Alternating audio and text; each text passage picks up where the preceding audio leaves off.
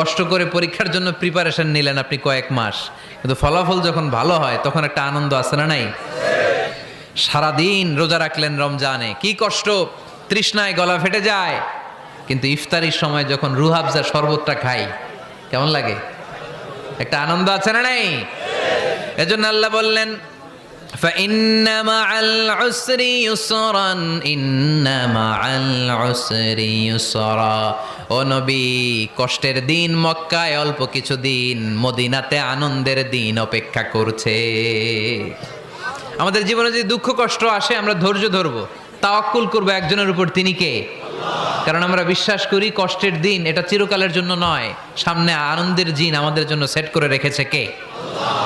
তাহলে আমরা সূরাতুল ইনশিরাহ থেকে 3টা নেয়ামতের বর্ণনা শুনলাম, বিশ্বনবীকে কি সান্ত্বনা দেয়া হলো সেটা শুনলাম। এবার 2টা গাইডলাইন শুনে তাফসীর আমরা শেষ